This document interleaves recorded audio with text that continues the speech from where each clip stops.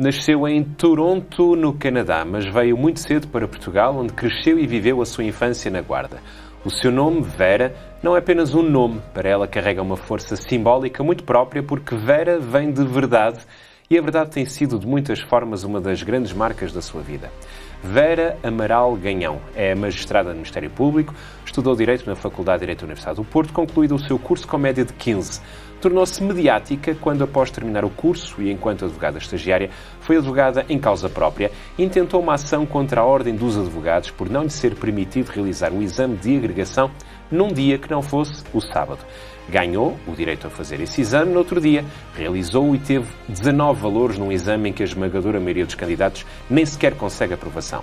Mais tarde voltou a estar no centro da atenção pública quando intentou uma outra ação, agora contra o Conselho Superior de Magistratura, para que a sua liberdade religiosa fosse respeitada e não fosse colocada de escala no dia de sábado. Venceu essa ação numa decisão inédita do Tribunal Constitucional. Hoje vamos falar da infância na Guarda, do Canadá, da família, da vocação para a justiça, da fé, da liberdade religiosa, da exposição pública, das críticas, das vitórias nos tribunais e da coragem de viver sem abdicar da sua consciência.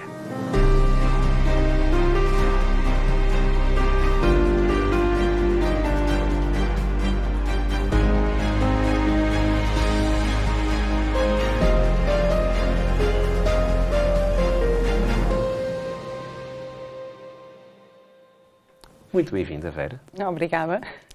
Vera, esta introdução que eu fiz, de alguma forma assusta-te, porque parece que andaste em tribunal com toda a gente, mas na verdade não é assim. Na verdade, tu tiveste sempre uma preocupação quase extrema de garantir que o Estado reconhecia a liberdade de consciência, de poderes ser quem és, mantendo a tua fé. Sim, é assim.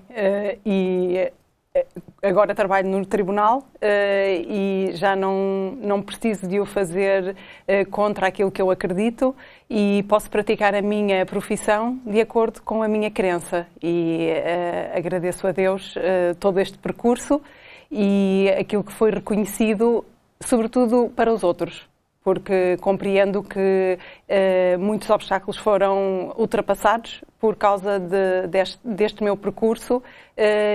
E isso é muito bom.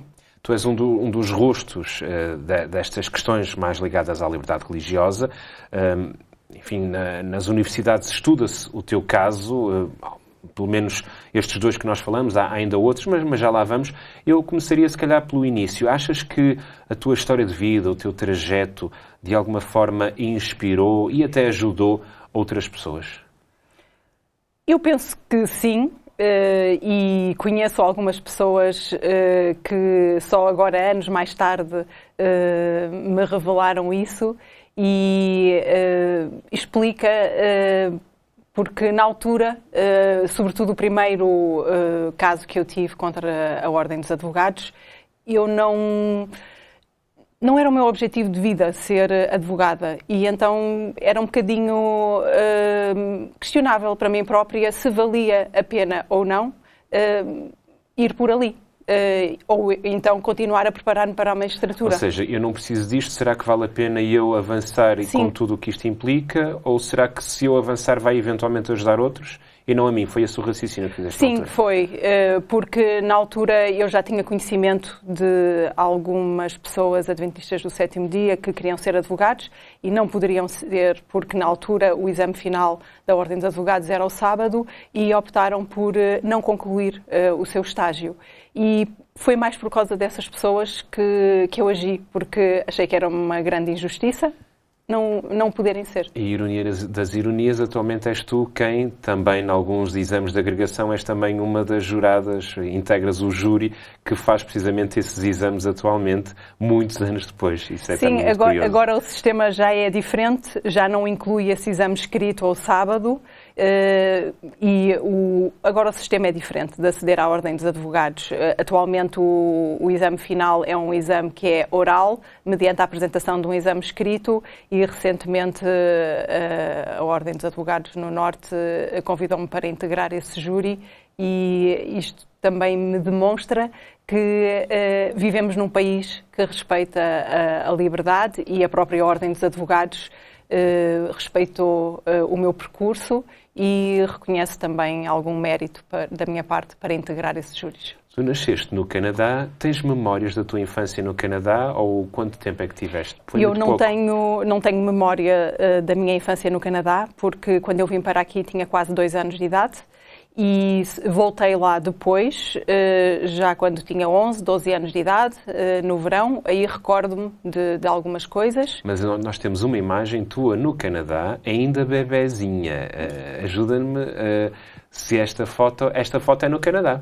É sim, esta foto estou ao colo da minha mãe e foi no dia da minha apresentação na igreja. Quem é que tirou esta de foto, Toronto. Sabes? Não sei se foi o meu pai, não sei quem foi. É só porque não vemos a tua mãe, mas é a tua mãe que está contigo ao colo. Sim, está o rosto cortado da minha Sim. mãe, mas sou eu que estou ao colo da minha mãe com meses, quando fui apresentada na igreja em Toronto. Depois vens para Portugal e a tua infância é passada na Guarda. No início não fomos viver logo para a Guarda, fomos viver para a aldeia da minha mãe, da minha avó, perto da Guarda, e depois quando eu tinha 5 anos, então mudámos para a Guarda e vivi na Guarda até aos meus 18 anos de idade. Que memórias é que tens desta tua vida na Guarda enquanto criança? Eras a mais nova, e és a mais nova de 4 irmãs, muito contestatária, uma pessoa, enfim, que fazia valer os seus direitos até à exaustão do seu choro. Como é que tu te recordas em criança? Eras alguém muito reivindicativa? Eu penso que sim, e há memórias que eu já não tenho. Eu recordo-me de, por volta dos meus 10, 11 anos de idade, eu começar a dizer que queria ser juíza. Não me lembro o episódio que levou a essa minha decisão, mas eu sempre quis ser defensora dos direitos daqueles que têm menos voz, daqueles que são discriminados e sempre foi algo que me moveu e me inspirou. Eu tenho alguns anos de diferença das minhas irmãs, já nasci na década de 80 e talvez me tenha apercebido de algumas coisas que me levaram a tomar essa decisão. Nos anos 80 a vida era muito diferente daquilo que é hoje. Falaste nas tuas irmãs, vê só o que elas gravaram para ti. Olá, Vera! Lembras-te quando nós as 3 éramos adolescentes e tu ainda eras uma criança? Fazíamos festas de pijama lá com as nossas amigas em casa e tu não eras convidada? Então, quando sabias das nossas festas, ias antecipadamente comprar guloseimas e quando nós íamos começar a festa, tu vinhas com as tuas compras e perguntavas se podias participar. E foi assim que começaste a entrar nas nossas festas. Agora já não fazemos festas de pijama, mas fazemos imensos almoços de família e quando tu, a nossa irmã caçula, já não consegue assistir a algum, já sentimos mesmo muito a tua falta. Por isso, vê lá se marcas rápido o almoço para estarmos todas juntas, ok? Beijinhos! Beijinhos! Sim. Ou seja, isto vem provar que já em criança tinhas esta sensibilidade para a injustiça, Sim, que elas não te convidavam para as festas e tu arranjavas forma de entrar nas festas delas. Sim, era uma penetra nas festas das minhas irmãs. Mas esta ideia de justiça era algo que te acompanhava desde pequenina, para fazer valer a justiça, pelo menos aquela justiça que tu imaginavas que era correta, tipo esta, de participar nas festas. Sim, era uma ideia que estava presente, sempre pensei nisso e desde pequena me apercebi que havia algumas diferenças na forma como determinadas pessoas eram tratadas na sociedade. Por exemplo, as mulheres, por vezes as oportunidades não eram as mesmas e eu sempre pensei como é que poderia, através da minha vida, fazer alguma coisa para defender essas pessoas. Mas já tinhas essa consciência na adolescência, por exemplo, que as mulheres não tinham as mesmas oportunidades que os homens, por exemplo? Sim, a primeira coisa que eu dizia para justificar esta minha decisão era eu queria ser defensora dos direitos da mulher. Eu recordo-me que até disse isso de uma forma muito sincera quando entrei na Escola da Magistratura e no Centro de Estudos Judiciários e disse isso na entrevista porque foi a primeira parte da sociedade que eu me apercebi que era tratada de forma diferente. Mas tens ideia como é que tu te apercebeste que era tratada de forma diferente? Ou seja, que uma mulher para poder exercer uma função, enfim, de responsabilidade, tinha que trilhar um trajeto muito mais tortuoso, digamos assim, do que um homem, que teria eventualmente uma autoestrada?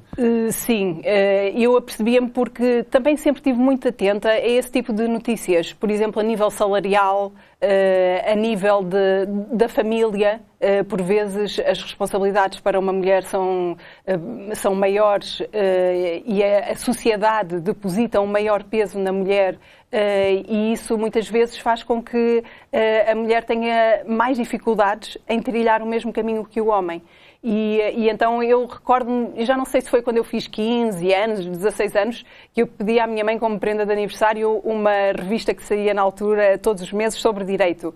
E eu gostava muito de ler porque falava sobre várias questões nesse sentido, como é que ainda se verificava na sociedade portuguesa a diferença entre os homens e as mulheres. E só mais tarde também é que eu descobri que só depois do 25 de Abril é que as mulheres puderam aceder à magistratura, e poder fazê-lo em Portugal também era um objetivo que eu tinha, porque no fundo é um reconhecimento que efetivamente somos iguais. Ou seja, antes de 1900, por acaso não sabia disso, antes de 1974 não há registro de mulheres juízes em Portugal.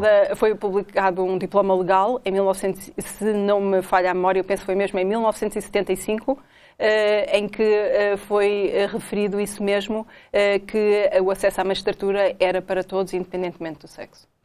Não, por acaso não sabia disso. Sabia das limitações normais, enfim, que agora nós olhamos com algum choque para se ausentar do país era necessária uma autorização do marido, etc., mas desconhecia isso. Eu já tentei procurar o fundamento para essa diferença de tratamento antes do 25 de Abril de 1974 e encontrei alguns artigos que falavam sobre o lado emotivo das mulheres, que as mulheres eram muito emotivas e que por isso não poderiam então ser magistradas.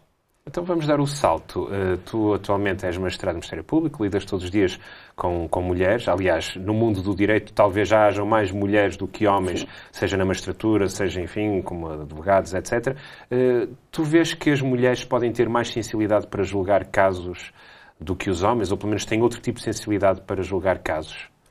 Eu não penso que podemos fazer reconduzir essa questão a ser mulher ou ser homem. Mas há muitos casos que exigem uma certa sensibilidade, sim, inata da pessoa. Sim, não é? Exigem. E eu acho que essa sensibilidade existe, quer das mulheres, quer da parte dos homens. E daquilo que eu vejo, a grande maioria dos magistrados procura sempre afastar-se dessa emotividade que pode levar a um prejuízo para o julgamento daquela causa e para a decisão daquela causa, e se vir que essa sua imparcialidade está afetada, é o próprio a manifestar.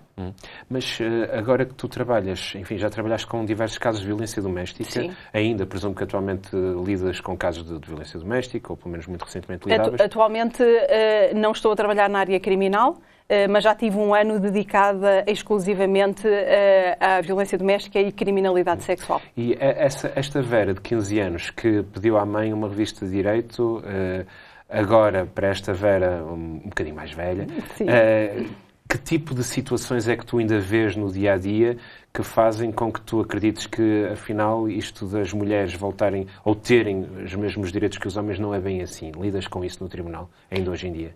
Em termos de casos de discriminação,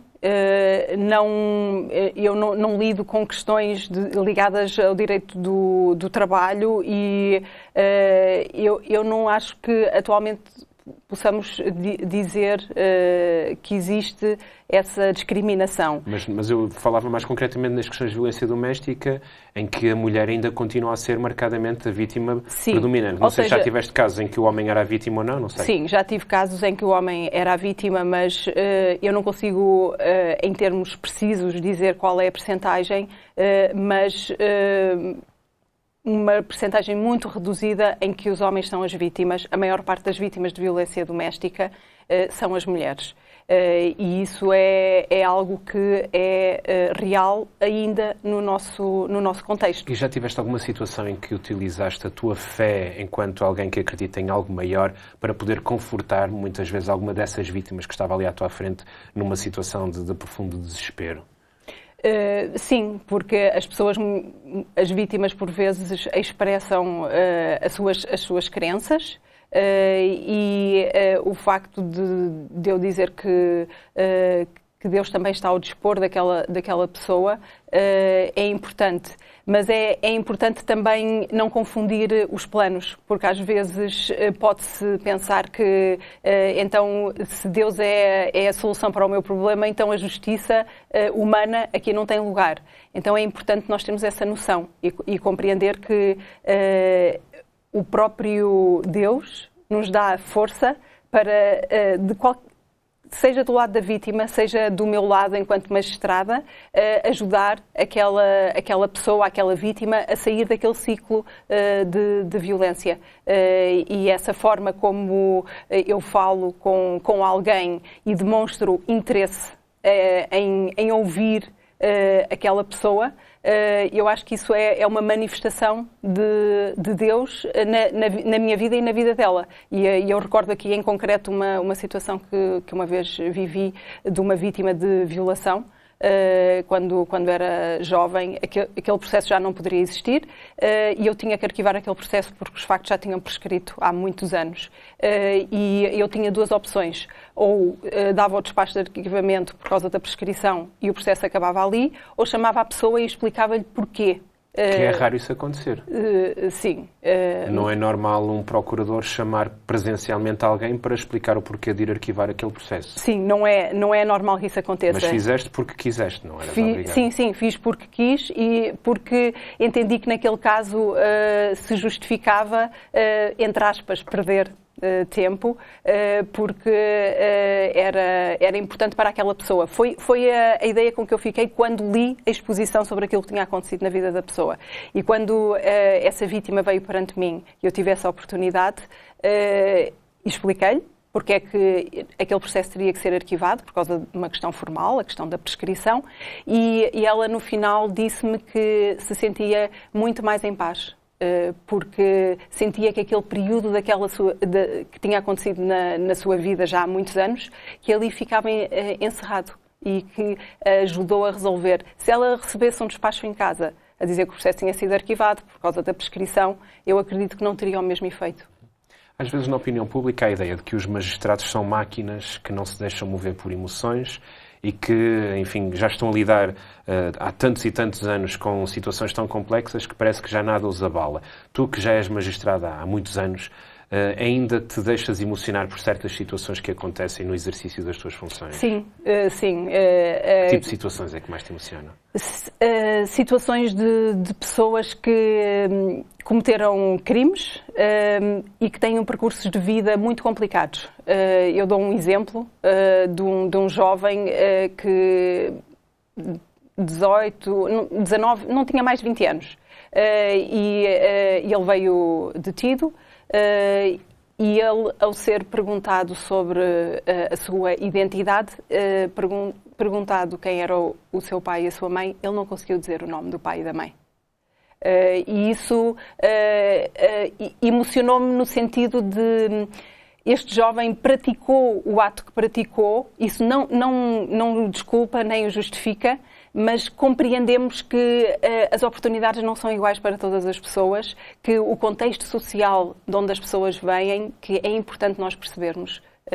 E isso é importante nós estarmos atentos a esse tipo de sinais. Por vezes, quando eu faço interrogatórios de arguidos, eu pergunto qual é que foi a sua motivação para praticar aquele ato. Não para o desculpar, porque não é desculpável, ou seja, em termos legais, aquela pessoa terá que ser punida, mas para compreender o que é que está por detrás daquela ação. E se a pessoa quiser, fala. Se não quiser, não fala. Sendo que já tiveste uma situação em que foi um próprio... Quer dizer, agora não sei se era um arguido num processo teu ou não, que assaltou-te em tribunal, não foi? Isso já aconteceu ou não? Sim, nunca... Assaltou não, aquilo desviou a tua carteira que lá estava. Nunca tive a oportunidade de saber quem foi. Nunca descobriram? Não, nunca descobriram. A justiça não funcionou no teu caso? Não, a justiça humana nem sempre funciona. E entraram no meu gabinete e levaram do interior da minha carteira o meu porta-moedas e com todos os meus documentos. Ou seja, era alguém que no tribunal entrou no gabinete da magistrada do Ministério Público, no tribunal levou a tua carteira e nunca descobriste quem foi? Não foi caricato, porque depois tive que ir à GNR apresentar queixa e foi estranho. Mas vamos então voltar à guarda, porque eu tenho aqui uma foto muito, muito bonita que gostaria que também a visse, já não a deves ver há algum tempo, que é a foto do teu batismo, ali com o pastor António Rodrigues, que te batizou na guarda. Em que ano é que foi, Vera? Isto foi em 1993, mais concretamente 27 de março de 1993. Um dia muito importante para ti. Sim, foi um dia muito importante para mim na inauguração desta igreja, onde em breve também será alterada, e a sede lá onde funciona a igreja na Guarda. Foi um dia que eu recordo que eu estava profundamente comovida. Eu recordo-me depois, quando foi a altura em que foram entregar o diploma do batismo, eu não conseguia falar. Eu lembro-me da minha mãe dirigir algumas palavras e eu não conseguia falar. Foi um dia bastante importante na minha vida. Desde criança que tinhas uma vocação especial para a espiritualidade, sentias que a espiritualidade fazia todo o sentido na tua vida? Sim, eu sempre gostei de estudar a Bíblia, sempre gostei de perceber certas histórias, o porquê de certas histórias, de tal forma que quando eu acabei o liceu questionei, falei com a minha mãe se a vontade de Deus para a minha vida seria mesmo ir para Direito ou se deveria seguir Teologia. E foste para Direito? E fui para Direito com algumas dúvidas, a pensar se o meu sonho também seria o plano de Deus para a minha vida. E durante alguns anos, confesso que fiz o melhor, como sempre fiz, estudei da melhor forma que podia, aprendi da melhor forma que podia, mas tinha algumas dúvidas o que é que Deus poderia fazer através de mim no Direito. Com 18 anos vais então para o Porto, onde entras na Faculdade de Direito da Universidade do Porto, ficas por lá durante 5 anos a estudar Direito e aí já tinhas a certeza que é mesmo isto que eu quero, é mesmo isto que eu gosto? Ou Sim. Lá ainda estavas assim um bocado titubeante entre será que eu estou no sítio certo? Não, eu sempre gostei muito de Direito e era o meu sonho. Gostei muito desde o primeiro ano da faculdade, gostei muito de estudar Direito e na Faculdade de Direito da Universidade do Porto, naquela altura, quando eu entrei, e penso que agora também, há uma relação muito próxima entre os professores e os alunos e foi isso que me levou também a ir para o Porto e não para Coimbra, que era uma universidade já com mais anos, e achei que ali iria ter uma aprendizagem mais próxima e mais prática. Temos uma foto dessa altura em que eras finalista do curso de Direito, ali está, presumo que terá sido no desfile, no cortejo. Sim, foi no quinto ano. Último ano. Sim. E em que estás ali pronta para começar uma nova vida.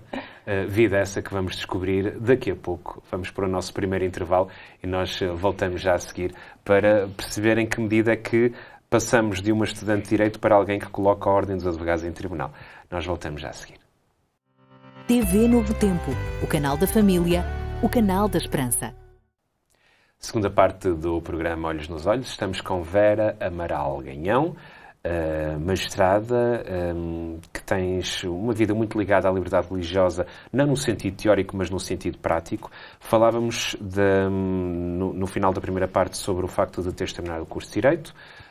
Estavas realizada, o teu objetivo sempre foi a magistratura, no entanto, há ali um período em que, agora creio que não é assim, mas na altura era preciso passar ali 2 anos entre finalizar o curso de Direito e poder ingressar na magistratura, não era? E durante esses 2 anos tu disseste, já que estou aqui, vou então aproveitar para fazer o estágio para a Ordem dos Advogados. Foi isso que aconteceu, sendo que o exame é marcado para um sábado e, enfim, tiveste que optar, o que é que eu faço agora? Como é que foi esse período, recordas-te? Sim, esse período de 2 anos que eu tive que aguardar, também eu não sabia se era certo ou não, se conseguia entrar para a magistratura e então optei também por fazer o estágio da Ordem dos Advogados. No final desses 2 anos tinha que fazer esse exame. Esse exame era em julho de 2006 e eu já sabia disso em finais de 2005.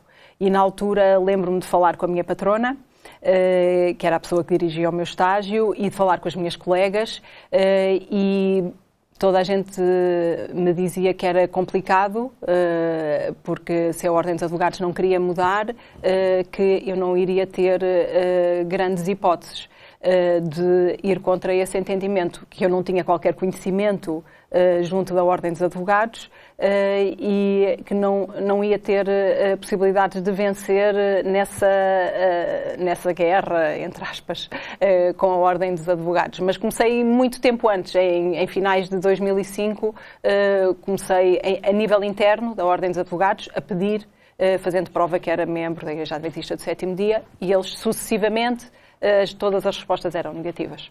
Ou seja, tu já sabias que ia chegar o dia em que o exame ia ocorrer e que tinhas uma de duas decisões, ou faltar ao exame ou abdicar da tua consciência, no fundo era isso? Sim. E eu optei por uma terceira via, porque aquilo que eu tinha aprendido há poucos anos na faculdade não condizia com a prática. E então, de acordo com a minha forma de ser, achava uma hipocrisia, uma contradição. Então, o direito à liberdade religiosa existe, mas na prática não o podemos exercer. E por isso eu senti que tinha que fazer alguma coisa, porque senão não estava a ser coerente com aquilo que eu aprendi, nem coerente com a minha fé. Porque eu também acredito que Deus nos diz para nós agirmos de acordo com a nossa consciência, de acordo com aquilo que Ele nos diz para praticarmos, também quando o podemos fazer através da nossa profissão. E tu fizeste uma coisa muito interessante, muito corajosa, se calhar absolutamente inconsciente, que é, com 22, 23 anos, na altura, não sei, 23, resolveste ser advogada em causa própria contra a maior ordem profissional do país. Foi isso que tu fizeste? Sim, foi talvez graças à inconsciência de 24 anos, eu avancei. Foste tu que fizeste sozinha? Como é que sim, foi isso? Sim, eu iniciei o processo com um apoio por trás da minha professora de Direito Constitucional, na altura, na faculdade, e ela motivou-me bastante, reviu aquilo que eu tinha escrito, mas há coisas que eu acredito que Deus trazem à nossa vida que não é por acaso. Durante esse período dos 2 anos na Ordem dos Advogados, nós podíamos escolher vários tipos de formação para aprendermos sobre vários processos. E um dos processos que eu tive a oportunidade de ter essa formação foi precisamente sobre o tipo de processo que eu tive que pôr, que era uma intimação para proteção de direitos, liberdades e garantias. E eu fiz esse processo, essa formação sobre esse tipo de processo, e então compreendi como é que, em termos práticos, poderia fazê-lo. E então resolvi dar entrada desse processo contra a Ordem dos Advogados. A verdade é que ganhaste esse processo. Ainda hoje ele é utilizado pela jurisprudência, ou seja, pelos tribunais, para garantir que os exames marcados ao sábado sejam remarcados. Na altura, e temos uma imagem dessa publicação, o Jornal de Notícias da altura fez um artigo sobre isto, fez também uma entrevista. Temos aqui, não dá para perceber muito bem, mas temos aqui, enfim, uma fotografia tua, e depois, não sei se consegues ler o que é que ali diz, mas diz algo como... Não sei se aí da Regina pode ajudar. Ordem dos Advogados. Ok, mas lá em casa dá para ver. Mas basicamente o que este artigo fala é sobre a tua história, sobre o facto de depois teres feito o exame e teres tido 19 como nota, que é uma coisa extraordinária. Ninguém tira 19 no exame de agregação. Já para passar, na altura era muito difícil, tiveste 19. Sentiste que este exame foi uma espécie de resposta às tuas orações, no sentido em que foi muito publicitada esta nota, porque eu recordo-me que na altura até o bastonário da Ordem dos Advogados, na altura, o Dr. Rogério Alves, ele fez questão de dizer que esta advogada foi-lhe negado o direito, nós obedecemos a ordem do tribunal, e depois ela até teve 19. Eu lembro-me dele dizer isso na altura na TSF. Sentes que houve aqui alguma, digamos assim, algum esquema divino para ti? Eu acredito que sim, que Deus me ajudou em vários aspectos. Em primeiro lugar, porque eu não ganhei este caso na Ordem dos Advogados logo com a primeira decisão. Ou seja, a primeira sentença foi contra, foi a negar-me este direito. E eu depois tive que recorrer. E foi difícil, tive que estudar muito, pedir ajuda e interpus esse recurso. E agora, passado muitos anos, eu percebo porque é que isso foi bom. Porque se eu tivesse ganho logo com a primeira sentença, essa sentença não seria pública, porque as sentenças de primeira instância não são publicadas no site de todas as decisões dos tribunais em Portugal. E então ganhei em segunda instância e essa decisão é pública e por isso, graças a Deus, como disseste, tenho ajudado muitos casos a desbloquear estas questões. Relativamente ao caso do exame que eu depois fiz, eu na altura já estava a preparar-me para a magistratura e eles deram 15 dias à Ordem dos Advogados para marcar o exame. E eu também fui notificada dessa decisão, que eles tinham 15 dias. E eu pensei, eu não vou conseguir preparar-me para o exame, porque eu estou a preparar-me para a magistratura, também da área do direito, mas o direito é muito amplo e eu não consigo agora ir estudar as áreas todas para o exame da Ordem dos Advogados. E eu, quando fiz o exame, eu achei o exame muito fácil. Achei o exame estranhamente fácil. Não sei se eles também fizeram um exame fácil para me dar uma boa nota, não sei, mas eu acredito que Deus esteve comigo porque deu-me essa serenidade e essa capacidade de, mesmo estar durante este período de preparação para a magistratura, fazer o exame e passar e ter uma boa nota. Passaste no exame, és advogada, suspendes a tua cédula profissional como advogada para ires para a magistratura. É muito difícil ser juiz em Portugal? Eu acredito que não. É preciso estudar muito porque os exames são difíceis para aceder ao Centro de Estudos Judiciários. Mas exames do ponto de vista técnico do direito, mas mesmo o exame, não sei se o nome é psicológico... Não sei Existem os exames psicotécnicos. Atualmente, na minha altura, era uma entrevista com um psicólogo. Depois mudou, passado pouco tempo. Mas a ideia que eu tenho é que há muita gente a não conseguir passar atualmente esses exames psicotécnicos. Porquê? Tens ideia do que é que está a acontecer? Eu nunca fiz esses exames psicotécnicos, por isso não sei bem em que termos é que eles são feitos. E sei que existem, às vezes, alguns chumbos nesses exames de pessoas que até trazem boas notas da parte mais técnica. Em caso de dúvida, depois são feitas entrevistas, ou seja, o exame psicotécnico não tem a última palavra. Não sei bem porque é que isso acontece. Fizeste os exames para o SES e o dia da nota chegou e foi talvez assim das coisas, dos teus sonhos tornados realidade que mais te recordas neste teu trajeto de vida? Sim, foi um dia bastante importante, em 2007, na minha vida, em que percebi que poderia ser magistrada e que ia para o Centro de Estudos Judiciários. Sim, foi uma concretização de um sonho, sem saber ainda muito bem como é que iria ser em termos práticos. Houve alguém que gravou uma mensagem para ti e que recorda-se perfeitamente dessa altura em que tu sonhavas e não sabias se ias conseguir realmente entrar para o Centro de Estudos Judiciários. Vamos ver esse vídeo. Olá, Vera, minha filha. Lembras-te quando foste a fazer os exames para entrar na magistratura a Lisboa, que num dia eu mandei-te uma mensagem que dizia: a que Deus servimos nós? Para Deus nada é impossível, por isso confia nele e ele tudo fará por ti. E eu continuarei sempre a orar por ti e que entraste a primeira vez que concorreste na magistratura. Por isso só temos dar glória a Deus por tudo aquilo que tem feito na tua vida e nas nossas vidas. Sim, é verdade.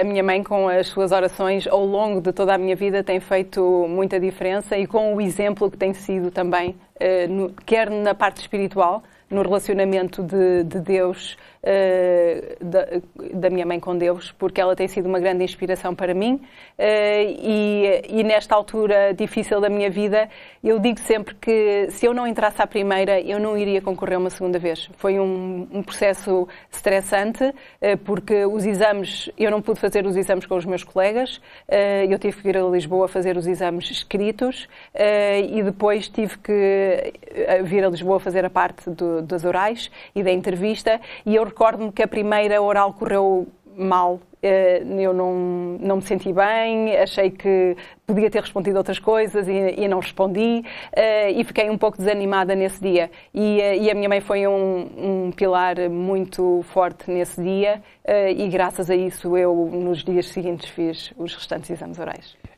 Até que finalmente temos aqui uma foto muito bonita, que é uma foto tua num tribunal, onde este dia finalmente chega, não é? Que tribunal é este? É muito bonito. Este tribunal é na Covilhã, onde eu tive o privilégio de ser auditora, ainda na fase de formação, quer na fase judicial, quer na fase do Ministério Público, e depois exerci durante 6 anos na Covilhã. Este dia então chegou e a verdade é que quando tudo parecia que já estava alinhado, volta a haver uma situação até mais complexa do que no caso do Tribunal, aliás, do que no caso da Ordem dos Advogados, que é, e fazendo aqui a correção à minha introdução em que eu falava no Conselho Superior de Magistratura, não, foi uma ação que colocaste contra o Conselho Superior do Ministério Público. O porquê de teres voltado a ter que recorrer aos tribunais para fazer valer um direito que tu tinhas aprendido na faculdade 15 ou 20 anos antes?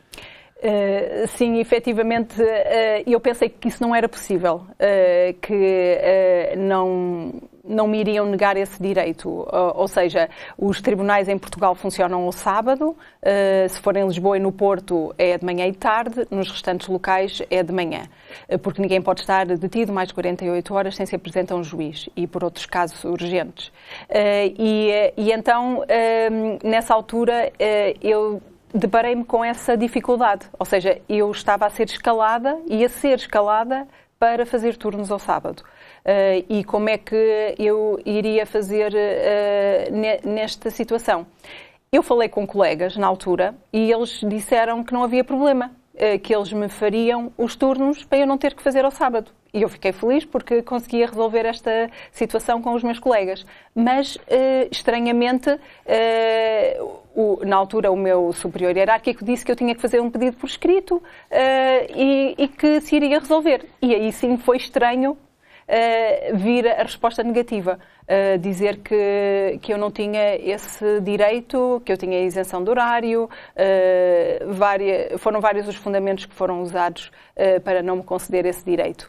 E depois de eu ter essa decisão definitiva do Conselho Superior do Ministério Público, então eu tive que tomar essa decisão, que foi uma decisão difícil, porque já era aquela profissão que eu queria exercer e agora eu iria processar então o Conselho Superior do Ministério Público.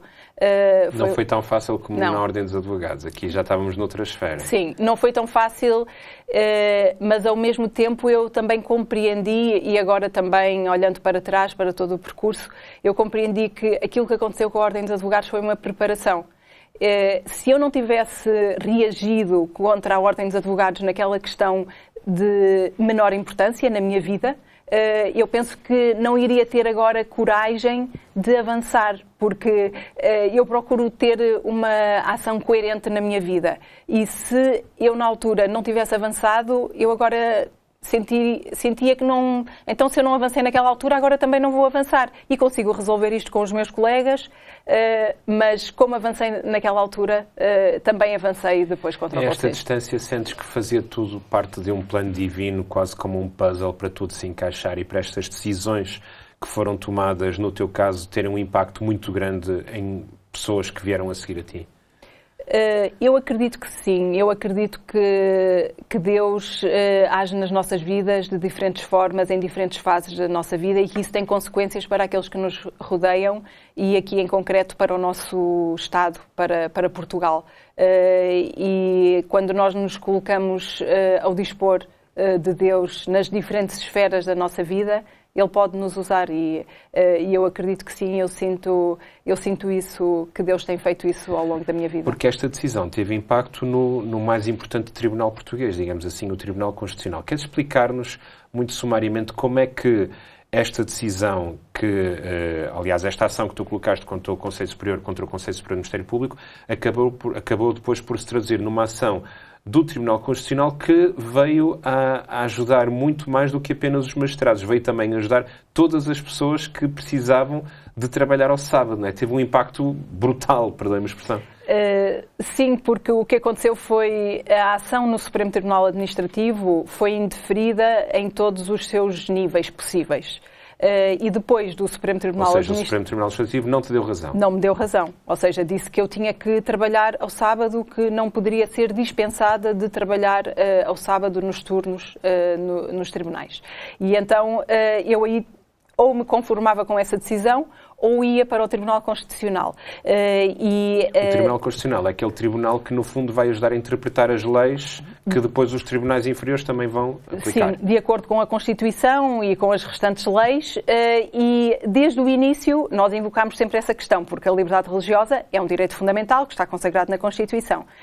E também importa referir que, nesta altura, eu já não era advogada em causa própria e também, graças àquilo que já tinha acontecido anteriormente, também já existiam pessoas capazes e bons advogados para me defenderem nesta causa. A primeira pessoa que me defendeu atualmente até já é procuradora também, acabou depois por ir para a magistratura e depois o processo foi terminado já no Tribunal Constitucional por outra advogada que tem defendido também outros casos de liberdade religiosa. E então a decisão que existiu no Tribunal Constitucional veio interpretar um artigo da Lei da Liberdade Religiosa que diz respeito ao trabalho por turnos. A nomenclatura, ou seja, o termo que é usado na Lei da Liberdade Religiosa, no artigo 14, número 1, a linha B, não fala em trabalho por turnos, mas fala em trabalho flexível. E então aquilo que o Tribunal Constitucional fez foi alargar um bocadinho o âmbito dessa linha e dizer que o trabalho por turnos também se inclui aqui neste conceito de trabalho flexível. Nessa altura, também é interessante porque eu creio que é importante também falar de um outro caso que estava pendente no Tribunal Constitucional de uma nossa irmã, que já estava há 2 anos a aguardar por decisão no Tribunal Constitucional.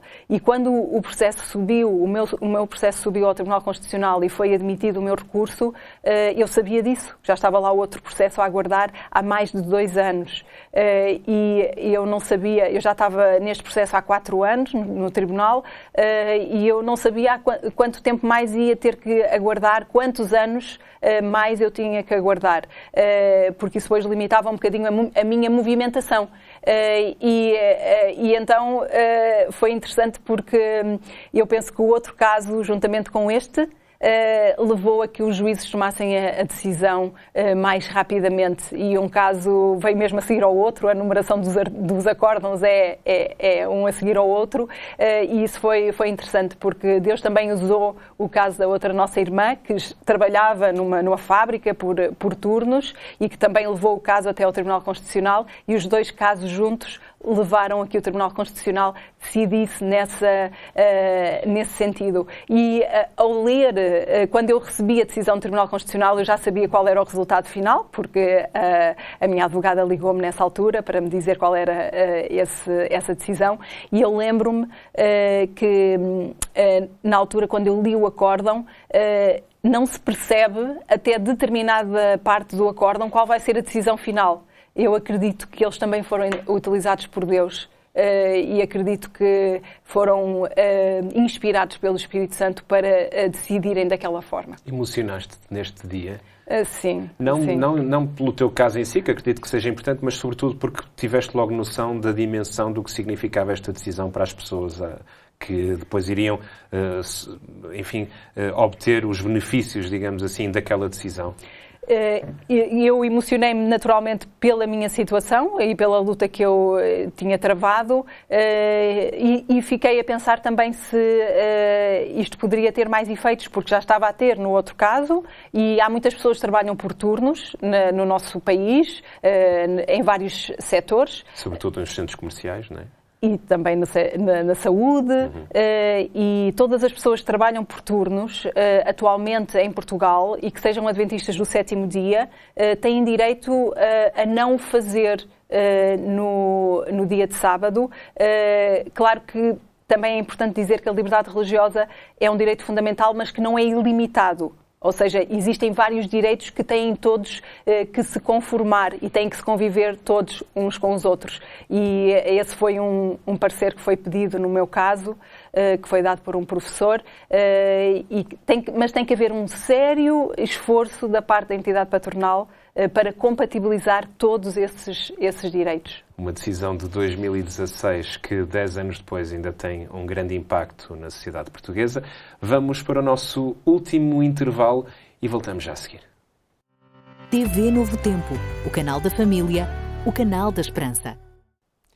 Terceira e última parte do programa Olhos nos Olhos. Estamos com Vera Amaral Ganhão, a nossa convidada, onde estamos, no fundo, a percorrer um pouco do teu trajeto de vida ligado à magistratura, ligado ao direito, ligado a esta quase vertente reivindicativa que tu tinhas de fazer valer a justiça. Eu recordo-me que na altura, quando saiu esta decisão do Conselho Superior do Ministério Público, aliás, esta decisão do Tribunal Constitucional que obrigava o Conselho Superior do Ministério Público a encontrar um outro dia para tu trabalhares que não o sábado, que uma das... Eu creio que não era, o título da notícia não era assim, mas nas caixas dos comentários, na altura usava-se, agora acho que já não se usa tanto, nas caixas dos comentários dos jornais havia a notícia de que, ou havia alguém que escreveu, esta procuradora não quer trabalhar ao sábado. Isso afetou-te veres que muita da opinião pública na altura não estava sensibilizada para a tua situação? Eu recordo-me na altura de ler alguns comentários e pessoas próximas de me aconselharem a não ler os comentários. Mas tu leste, naturalmente. Eu li e achei que não faziam sentido e também que talvez não conhecessem o trabalho que na minha vida representou e os riscos que eu tive que assumir aquilo que aconteceu. Ou seja, não foi de ânimo leve, não foi sem prejuízo de horas de descanso que eu tive que abdicar para trabalhar neste processo e falar com os advogados e ter reuniões e colocar em causa também a minha própria profissão. Se no final não me dessem esse direito, o que é que eu iria fazer? Era uma questão que eu tinha que tomar. E pensaste muito nisso. E também pensei nisso e falei também nisso com algumas pessoas e recordo-me de uma amiga, na altura, me dizer algo por causa desses comentários. Ela disse-me, Vera, não ligues para aquilo que está nestes comentários, eles apenas dizem isso porque não te conhecem. E isso deu-me também aqui algum sentido para aquilo que estava a acontecer. E eu creio que isso ainda se verifica atualmente através das redes sociais. Muitas vezes as pessoas, quando não estão olhos nos olhos com a pessoa com quem estão a falar, é fácil entrarem num discurso de ódio, num discurso de deitar abaixo a outra pessoa e tratar a outra pessoa mal. Mas quando nós nos relacionamos uns com os outros, isso já não é assim. E por isso eu agradeço a Deus pela experiência e por as pessoas dizerem que se me conhecessem não iriam escrever aquilo. Temos ainda 3 fotos que eu gostaria de partilhar com os nossos telespectadores e contigo, naturalmente, da tua história de vida, que esta aqui é as tuas irmãs, nós já as vimos há pouco aqui juntamente com a tua mãe. Temos ainda uma outra foto, esta aqui tu és anciã de igreja? Na Igreja da Guarda. Na Igreja da Guarda. Sim. E temos ainda uma terceira e última foto que é no teu casamento. Não temos aqui uma fotografia do teu marido, peço desculpa ao Pedro, um abraço Pedro, eu conheço o Pedro muito bem, mas temos aqui esta foto do teu casamento. Onde é que eu quero chegar? Eu estive no teu casamento, curiosamente, e até estive na mesa onde estavam os teus colegas de curso e eles falavam muito na tua fé. Tu, à medida que ias trilhando todos estes casos, que nós até olhamos isto quase como se fosse uma novela, perdoa-me a expressão, uma novela em que vais contra a Ordem dos Advogados, depois contra o Conselho Superior do Ministério Público, depois ganhas e depois apareces nas notícias e tudo mais, mas isto no fundo é muito mais do que isto. Isto foi uma oportunidade que tu tiveste de mostrar a tua fé num ambiente muito exigente como é o ambiente do direito, junto dos teus professores, junto de professores catedráticos, junto de juízes. Tu sentiste que constantemente a tua fé estava a ser colocada à prova, porque depois de tudo isto tem também a tua vida, que as pessoas iriam começar a olhar-te com muito mais exigência por toda esta força que tu tinhas de manter a tua consciência. Havia alturas em que tu sentias esta pressão e que tu perguntavas a Deus, será que o que eu estou a fazer é aquilo que tu queres para mim? Eu creio que essa é uma questão que muitas vezes nos invade quando temos que tomar decisões que não são fáceis. Será que é este o caminho? Será que não? E eu recordo-me também de pensar nisso. Recordo-me de pensar nisso na igreja, quando estava na igreja, porque quando eu era mais pequena e quando eu dizia que queria um dia ser juíza e queria ir para direito, várias pessoas me diziam: achas que isso é uma boa profissão? Vais defender assassinos? Vais ser advogada a defender assassinos? Eu achava que todas as pessoas tinham direito à defesa e achava que não era essa a perspectiva da parte do direito. Então eu acredito que nós podemos também estar nesta profissão e sermos pessoas de fé. Porque quando somos pessoas de fé, não se trata apenas de não trabalhar um dia ao sábado, que nos identifica muitas vezes aos adventistas do sétimo dia. Mas eu penso que às vezes também é tentarmos ir por caminhos que nem sempre são fáceis. Ou seja, por vezes nós podemos tomar decisões que nos vão dar menos trabalho, mas a nossa consciência nos diz que nós devemos tentar encontrar a solução mais justa, ainda que essa nos possa trazer mais dificuldades e mais trabalho. E eu faço isso muito no meu dia-a-dia. Ou seja, tento escavar ao máximo os processos para fazer justiça na vida daquelas pessoas. Ainda que não a consigamos fazer, é a justiça humana, e isso também é uma coisa que eu costumo dizer muitas vezes às pessoas, quando as pessoas dizem isto não vai dar em nada, e eu costumo dizer que isto é a justiça humana, nós vamos fazer aquilo que está ao nosso alcance. Mas tem sido uma oportunidade de partilhar a minha fé, sem dúvida, e eu recordo-me agora, a propósito disso, de um juiz com quem eu trabalhei muitos anos na Covilhã, que tive a oportunidade de partilhar algumas citações bíblicas, porque se nós formos à Bíblia, nos Salmos, temos várias passagens que nos dizem para nós levantarmos a nossa voz contra aqueles que são os oprimidos, contra aqueles que não têm voz, e para fazer justiça à viúva, ao órfão. E na minha vida eu tenho a oportunidade de o fazer.